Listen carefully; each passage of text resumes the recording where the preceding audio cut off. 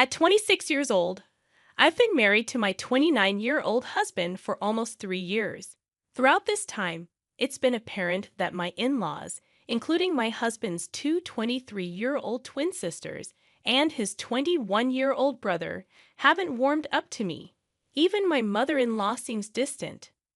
I've always tried to bridge this gap, despite not understanding why they seem to harbor negative feelings toward me. Recently, I took it upon myself to plan my mother-in-law's 50th birthday party. Despite my husband's warning that his family might not appreciate my efforts, I was determined to mend the relationship.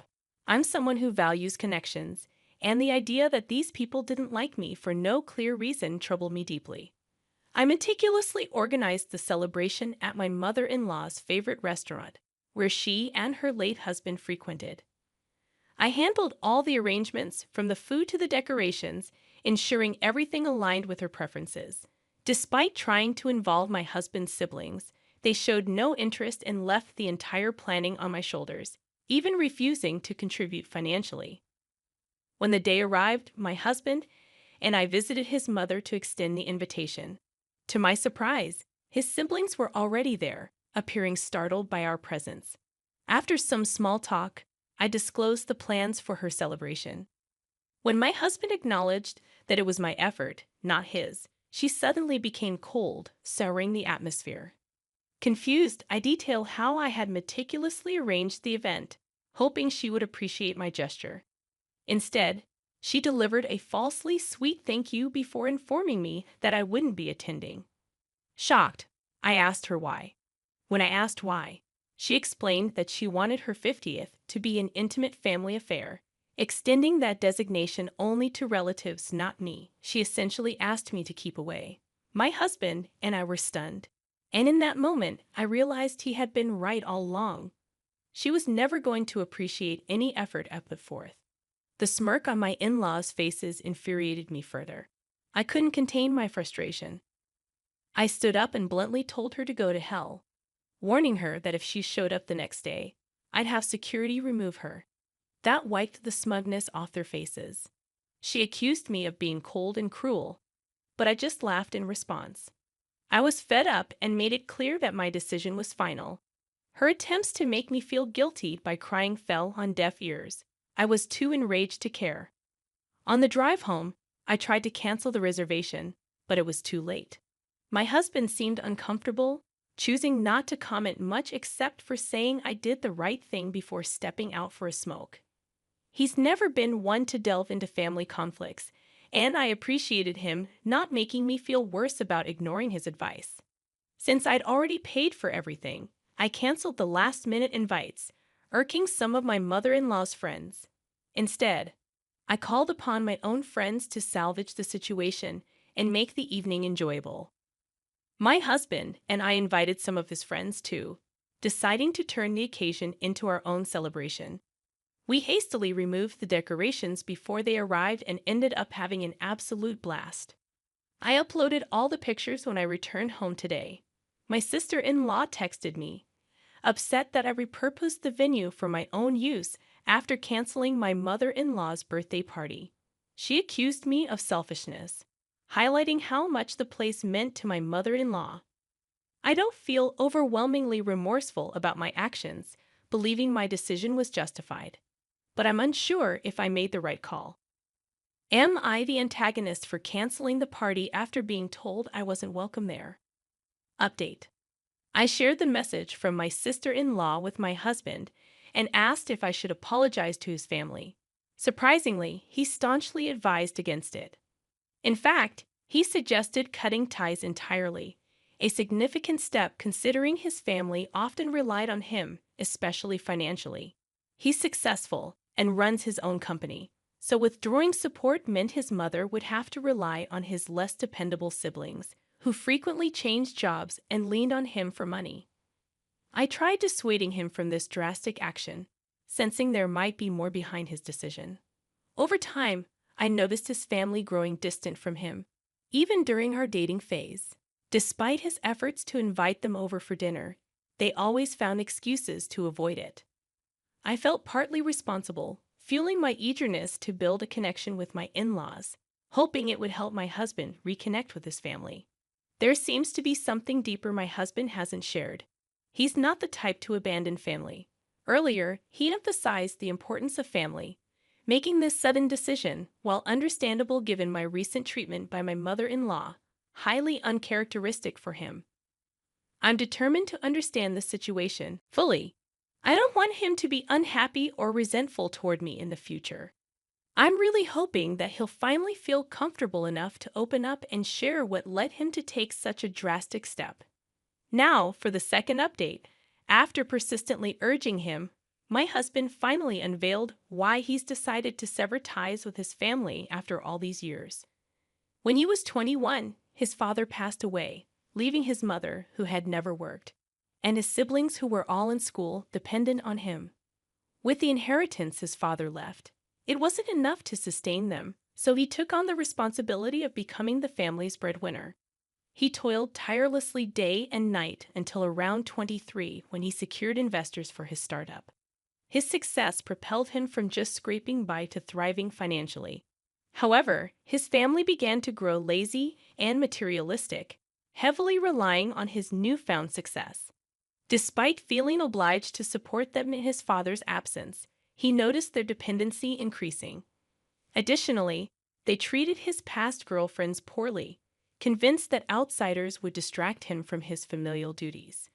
When they realized I wasn't going to be driven away so easily, their annoyance grew, and they attempted to poison my husband against me. This led to clandestine fights and arguments during our dating period, where his family pushed him to end our relationship, but he remained resolute about marrying me. As time passed, they resorted to emotional manipulation. Even after years of trying to separate us, they continued to ask him for money. When the birthday incident occurred, his sister attempted to guilt-trip me, while his mother called him to emotionally manipulate him into leaving me due to the perceived insult. Learning about this, my husband reached his breaking point. He realized it was time to let go. I'm still in disbelief at how his family put him through all this, despite him being the sole support for years. My respect for them has evaporated due to their sheer greed. I'm grateful I stood by my husband despite their efforts to break us apart and exploit him for money. I couldn't care less about his financial status. My love for him stems from who he is, not his bank balance. Knowing the entire story now, I'm astounded he endured this and kept it hidden from me for so long, trying to shield my feelings. I had hoped for a positive connection with my in-laws, but he understood it was an unrealistic expectation. I believe he's making the right call now. His family deserves to be cut off for their incredible selfishness, greed, and lack of respect for the man who supported them against all odds. In today's update, my husband finally made the call to his mother, informing her that unless they change their ways, he doesn't want to hear from her or his siblings. They'll need to find their own means of income as he won't support them indefinitely, as I had anticipated. Predictably, their reaction was explosive. Even without the phone on loudspeaker, I could hear my mother-in-law screaming at my husband. Their argument echoed through the room, as I was present while my husband conversed. Predictably, my mother-in-law attempted to shift blame onto me, accusing me of influencing his decision to sever ties and disrupt their family. She even asserted that my husband shouldn't allow himself to be swayed by his wife, which struck me as ironic coming from her. My husband defended me vehemently, emphasizing that his siblings, as adults, need to secure stable employment instead of relying on him. She resorted to accusing him of letting wealth and influence get to his head, insinuating that I might be the one manipulating him into cutting ties. It was a classic tactic: manipulation and emotional blackmail to maintain control over him. However, I refused to let this manipulation continue.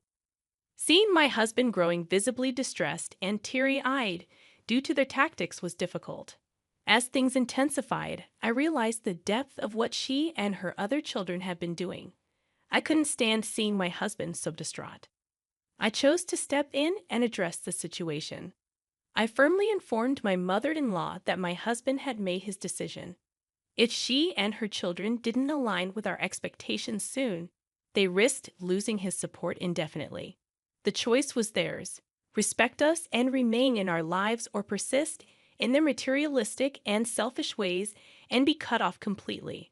After asserting this, I hung up, muted notifications on my husband's phone to grant him a break from their messages, and allowed him time to calm down.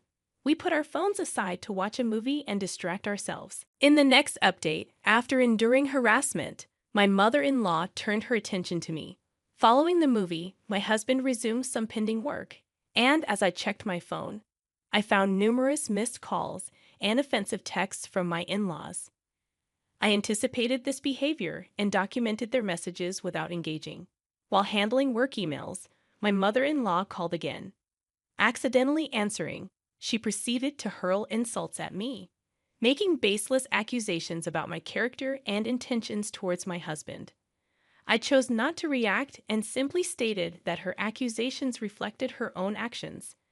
I expressed satisfaction that my husband was finally liberating himself from freeloaders like them.